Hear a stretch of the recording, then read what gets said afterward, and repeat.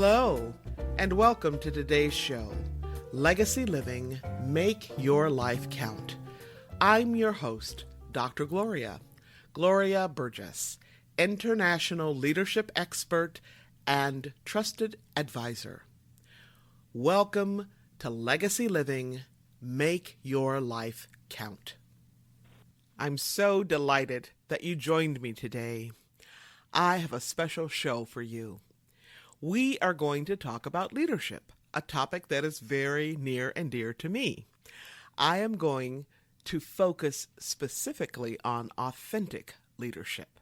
In other words, today's focus is all about being true to who you are, being true to being yourself, right? Now, today I'm going to share with you a true story. This is a story about singer and actress Della Reese Patricia Early. Now, many of us know her by her stage name, Della Reese. Ms. Reese was born in Detroit, Michigan. Now, although she had siblings, she was actually raised as an only child. When she was very young, 6 years old to be exact, she began singing in her church, a beginning that would eventually lead her to become an avid gospel singer. On weekends, she and her mom would go to the movies. When she got home, Della was fond of acting out scenes from the various movies that she saw. Who knew that this would eventually lead her to a career that included radio, television, and films? In the mid-40s, Della began her career directing the young people's choir at her church. While she was still in her early teens, she was hired to perform with one of the best-known gospel singers in the world. That's where Della's life was touched by an angel. In her own words, here is Della's story. The summer I turned 13, I was given an opportunity that would ultimately shape my life. You might say I was in the right place at the right time. I prefer to think God sent an angel. I was chosen directress of the youth choir at the Church of Our Faith in Detroit. All the major gospel singers came to our church: the Soul Stirrers, Mighty Clouds of Joy, Pilgrim Travelers, but the most celebrated was Mahalia Jackson, the woman who would one day be known as the Queen of Gospel. That day, our church was packed to overflowing. Dressed in their Sunday finery, people cooled themselves with hand fans. I was to sing the first song of the concert, Christ is All. Excited, I began softly and built from there. I tore it down, and the youth choir was with me all the way. Then Mahalia was introduced and started to sing. Tambourines were playing. People were clapping. Everyone was caught up in the joy of singing praise. The heat in the room rose along with the spirit. Suddenly, the lead soprano in Mahalia's group collapsed. A doctor discovered the soprano was pregnant. There were 6 weeks remaining on the group's tour, but the woman's husband was adamant that she not get back on the bus. Mahalia was going to need a replacement fast. Reverend Travis, one of our ministers, recommended that she take the soloist and directress of the youth choir, 13-year-old Della Reese Early. Now, the challenge was to convince my mother. When Reverend Travis offered to speak to her, Mahalia decided to come as well. They walked The 4 blocks to our apartment building, me tagging behind them, praying all the way, "Please, God, make Mama let me go." Up the 3 flights of stairs we climbed. Mama met us at the door. "Good evening, Reverend Travis," she said. "I'm always glad to see you." Her eyes let me know she assumed that I had done something so wrong that the preacher had to bring me home to her. But the first words from Reverend Travis were, "Mrs. Early, it's my honor to introduce you to Miss Mahalia Jackson." "I am the one being honored," my mother insisted. Now, Mama started looking at me with those looks that could cut rock. It was clear she thought whatever it was I had done to the offense of Miss Jackson. The Reverend made his case for letting me join the tour. My mother listened politely. "Mrs. Early, I assure you," Mahalia spoke up, "I will take personal good care of your daughter and see to it nothing happens to her." "It will be a great learning experience for Della Reese," the Reverend added. Mama was impassive. She said she would pray over it and let them know her decision in the morning. I barely slept that night. At breakfast, I crept into the kitchen, trying not to look too hopeful or desperate. I made the coffee, set the table, and washed the dishes as Mama used them. My mother said nothing. My father came in for his breakfast. Afterward, Mama fixed us lunch, kissed him goodbye, and cleaned up the remaining dishes. I waited.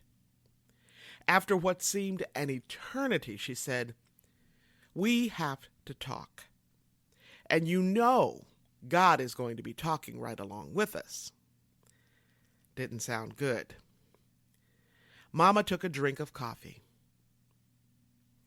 "I didn't think you should go, but I asked the Lord to tell me if it wasn't right. He didn't." I exhaled a sigh of relief. "I know this can be good for you," she went on. "All I need is your honest word that you will do the best you can." I promised and hugged and kissed her. I thanked God and everybody in the Bible, Reverend Travis and Miss Mahalia Jackson. When I finally quieted down, Mama said, and I will never forget these words, "We don't need all of that. All we need is your honest word. And remember, you won't just be giving it to me, you will be giving it to God too." "I give you my honest word," I said. "I'll do my best." Mahalia turned out to be twice as tough as my mama. "Where are you going? What are you doing? Why are you wearing that?" Things even Mama let me do on my own, Mahalia had to know about. The music, however, more than lived up to my expectations. The crowds were sensational, and Mahalia was magnificent. Our last engagement, a grand Sunday afternoon tent revival, was in Chicago, Mahalia's hometown. This was going to be my chance to show what I could do. People from all over would be coming to hear Mahalia and me.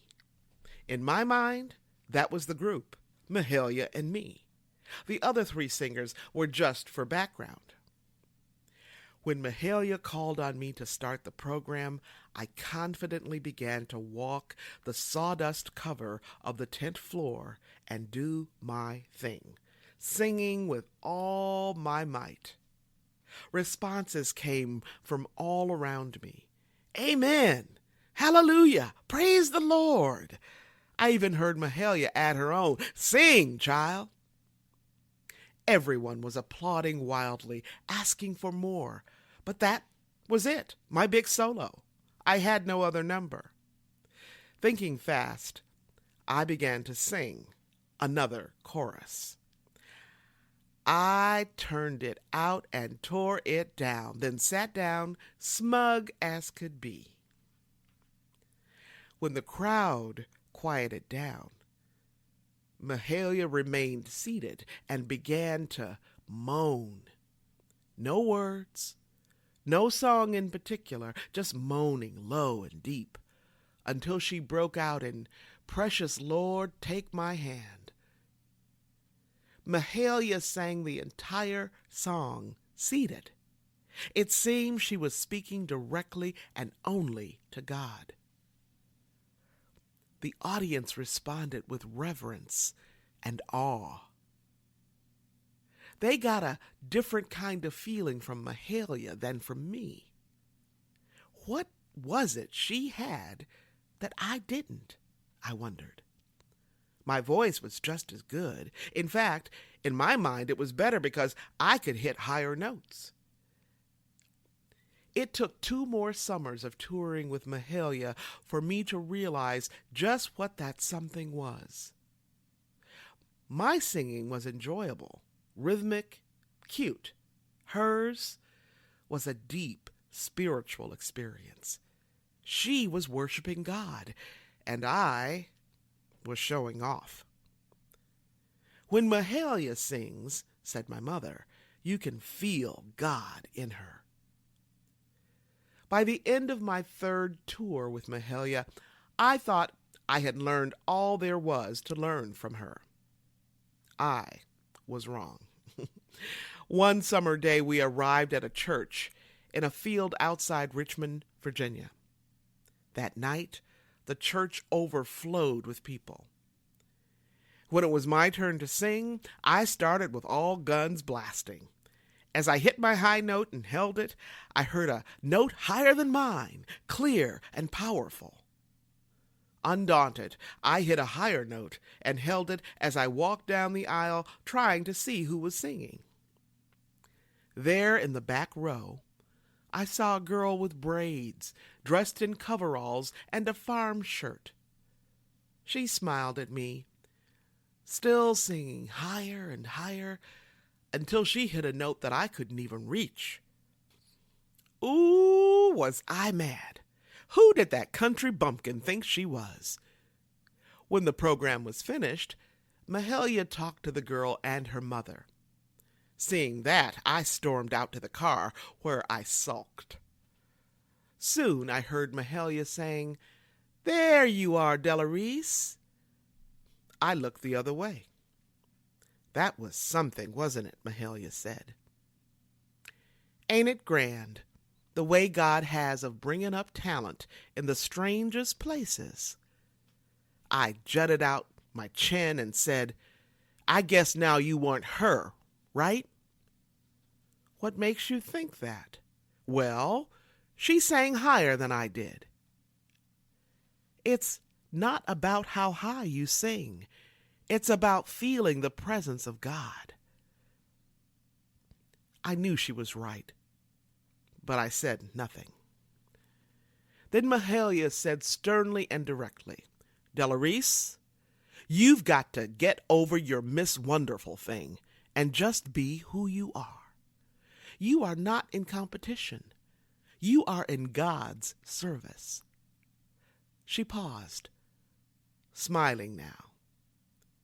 Be glad that he called you, but always remember you are not the only one he called. Now get out of this car and come meet this child. I followed Mahalia inside and went over to the girl, who asked how I sang so well. She didn't even know what a powerhouse she was.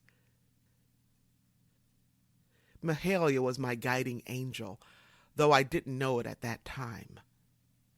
The lesson I learned that night helps me to this day. I never could sing like some of the top artists who inspired me, Dinah Washington, Sarah Vaughan, Ella Fitzgerald, but you know what? They could not sing like me either. What I had was my own. Today, I'm free of the fears of my youth and settled in the assurance that comes only from surviving. And Mahalia's words have echoed throughout my life. You are in God's service. I just love that story. It provides a great example of what being authentic is all about, doesn't it?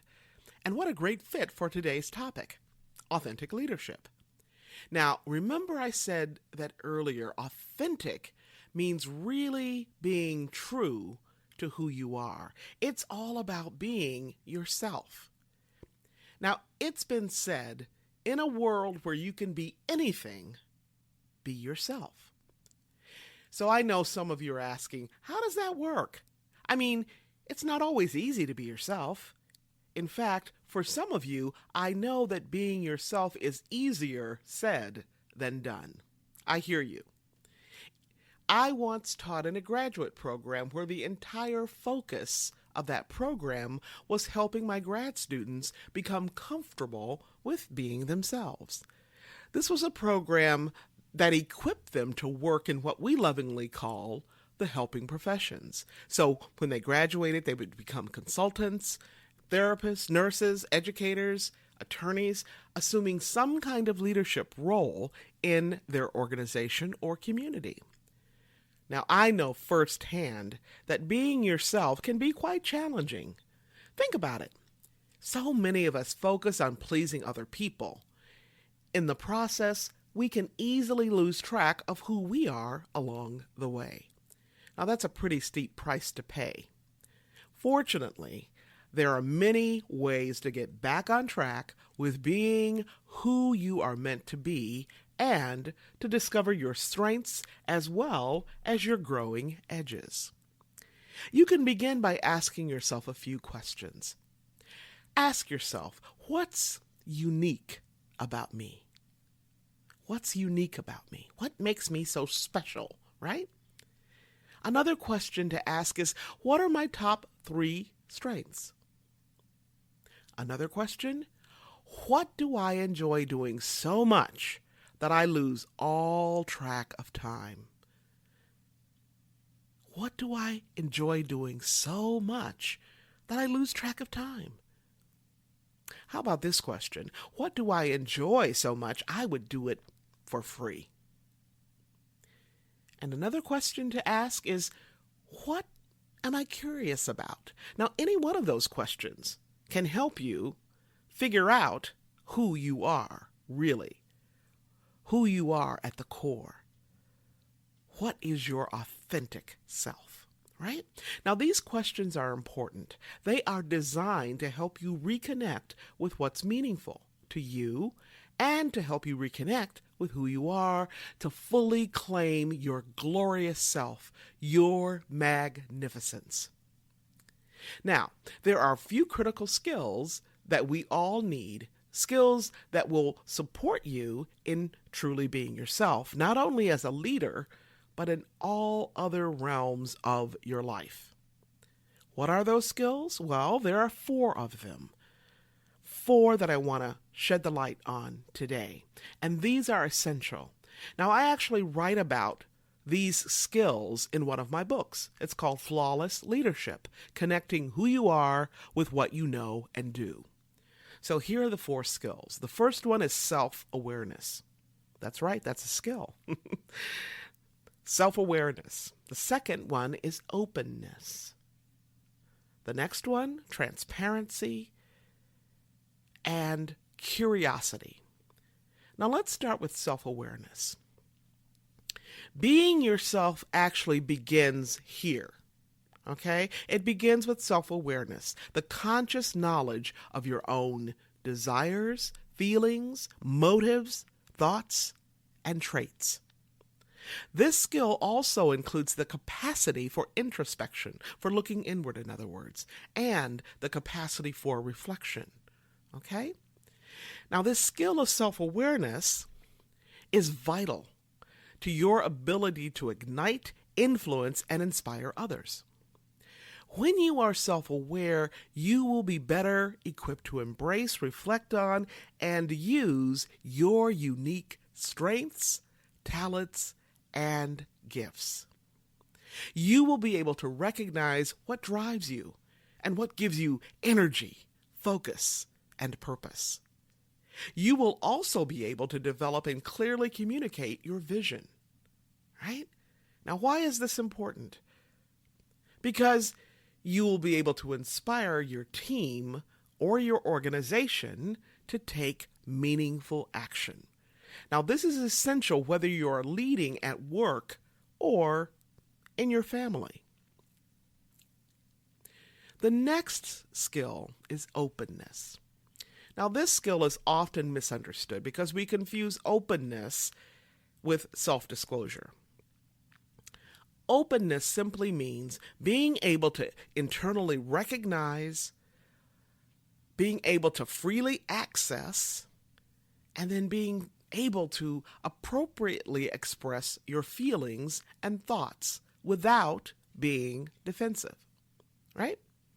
Now, this sounds pretty straightforward. I'm going to repeat those things again. Openness simply means being able to internally recognize, freely access, and appropriately express your feelings and thoughts without being defensive. Pretty simple, right? However, demonstrating this skill in the moment can be quite challenging. In fact, it can be downright difficult. Why? Because when we're triggered by someone or something and we don't realize it, we can easily respond inappropriately and defensively, right? In that split second, in that nanosecond, right? We become temporarily immobilized. We actually freeze, which impairs our ability to internally recognize, freely access, and appropriately express our feelings and thoughts without being defensive. We've all been there, right? The key is to develop your ability to self-regulate so that when you're emotionally triggered by something or someone, you can consciously manage your own reactivity. This is one of the many aspects of what we call emotional intelligence. Now, the third skill is transparency. Transparency allows leaders to make information that is normally selective, normally seen by only a few people. These leaders allow that kind of information, that selective, information, to be available to all as appropriate. An example is providing insight into a leader's decision-making process. Providing such insight can be very helpful during times of change and transition. And we're always going through some kind of change or transition, right? I remember in one company I worked for, the staff learned that we were going to be bought out. We were going to be acquired by a rival company. Now, the staff were intensely loyal to this organization that we worked for, right? Including me. And not surprisingly, when we heard the news about being bought out by another company, we were all just kind of wobbly, right? Shaken to the core. It seemed as though we were being taken off guard, blindsided, right? As if no one had seen this coming. However, the really senior staff had seen it coming, even though they couldn't reveal the specifics until after the buyout, after the acquisition was complete. Now, many of us have heard something like this. Information is the solar energy of an organization. In other words, even a little bit of transparency will go a long way. Now, the need for transparency has never been greater in our organizations and communities and families. In fact, as old, outworn, containing structures and systems and hierarchies continue to dissolve, And as our organizations and communities struggle to survive, leaders must be equipped to fill the void. In a world, what we call a VUCA world, VUCA, right? Where volatility, uncertainty, ambiguity, and chaos are becoming the norm, such leaders will be equipped to support their organizations, their communities, and their families to adapt, innovate, and flourish. Now, that fourth skill, curiosity, let's talk about that. Leaders who are curious are inquisitive, avid learners, learners who desire to learn or know more. They actively and vigorously cultivate and nurture and leverage the skill of curiosity. You know what? Even though we're naturally curious as children, as we grow older, we may not necessarily retain our curiosity. I remember as a little girl, my family moved from rural Mississippi to the inner city of Detroit, Michigan. And we lived in some pretty rough neighborhoods, okay? Now, during the hot, humid summers, instead of playing outside with the other kids, I had to go to school. Unlike most kids who attend summer school because they flunked a course, I went to summer school because my dad said so. He actually mandated it. He was the headmaster, our house was the classroom, and my sister and I were his pupils. So every day, while our friends played outside our house, in the street, or in the yard, we completed our daily lessons. Now, we studied hard, me and my sisters, to pass the tests that Daddy gave us after dinner. During those Detroit summers and for years afterwards, I remember asking my dad about particular words or concepts that interested me. And without fail, Daddy always said, "Look it up. Look it up." Can I just tell you something? This is not what a young person wants to hear.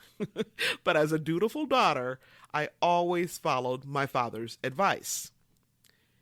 Now, was my dad being mean? Well, I admit, that's what I thought, though I had the good sense to keep it to myself. Right? So what was he doing? My dad was actually helping me cultivate an appetite for curiosity. He was instilling in me and my sisters the awareness, knowledge, skills, and resourcefulness for lifelong learning. And you know what? It worked. I became very good at being curious and quite skilled in satisfying my curiosity. In fact, I became a voracious learner. The more I learned, the more I wanted to learn.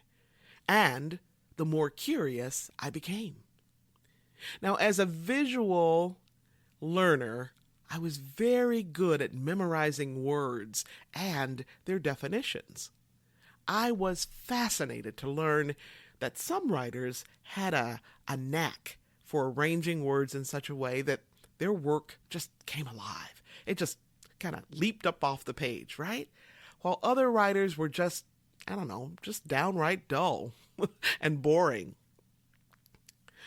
Although I didn't realize it at the time, I was actually learning about the writer's voice, about the writer's tone, and about the writer's style.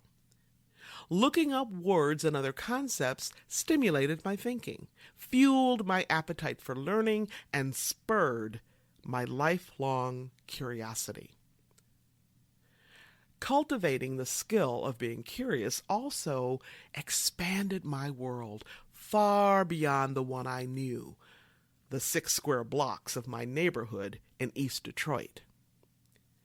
Being curious, along with other qualities of being, has opened so many doors and so many opportunities to build relationships, to be able to work with people that I would never have otherwise met, and to serve people in over 30 countries on 6 continents. So what am I saying here? I am saying that the skills of self-awareness, openness, transparency, and curiosity are the foundation stones for developing personal mastery. They are the foundation stone for becoming yourself. Each skill is distinct and each one is essential. Each skill builds on itself and all of the other skills. Together they work in concert to support you in being who you truly are. Now, for those of you listening today all around the world, if you want to make your life count, if you want to be the change you seek, remember this: how you live is how you lead. That's right. How you live is how you lead. It's how you do everything. You have the power to make our world a better place by showing up and showing up in your own 2 shoes, showing up as your authentic self. All right. Now, I want you to be sure to listen to this show again and again. And hey, be sure to tell somebody. You can find me right here on iTunes, Audible, Alexa, SoundCloud, iHeart, TuneIn, Spreaker.com, Talk Network Radio, and so many other places. Now, if you happen to miss any part of this week's show, or if you missed last week's show, you can simply download the recording and listen to it at your convenience. You can even listen to it on the go. Check us out at www.talknetworkradio.com/hosts/legacy living. That's talknetworkradio.com/hosts/legacy living. You can learn more about my work and Legacy Living Make Your Life Count by visiting the Gloria Burgess website. And that's very easy. It's gloriaburgess.com. And as I've mentioned before, if you love to be inspired, you can actually subscribe to my inspirations right on my website. Just scroll down a little bit, look on the right sidebar until you see the place to add your email address to subscribe to my weekly inspirations. It's that simple. Each week, you get a lovely photograph and a short quotation that inspires you. Or by visiting me on LinkedIn or Facebook. And on Facebook, you can find me at facebook.com/DR for Dr. DR Gloria Burgess, PhD. You can also find me on the TEDx site and listen to one of my TED Talks. Just type in my name to find me there.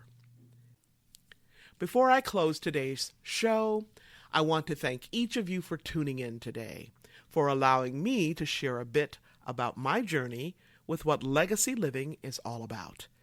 Not just living and learning, but living, learning, and serving so that you make a difference in your own life and in the lives of other people. It's about being on purpose every single day, 365, 24/7. Legacy living is a powerful way to make your life count. Once again, I want to thank you for joining me for today's show. I'm your host, Dr. Gloria Burgess, and this is Legacy Living, Make Your Life Count. Please join me again next time right here on Talk Network Radio for another show of Legacy Living, Make Your Life Count. Don't just count the days in your life. Make the days in your life count. That's what legacy living is all about. Have a fantastic day, and remember, make the days in your life count. God bless.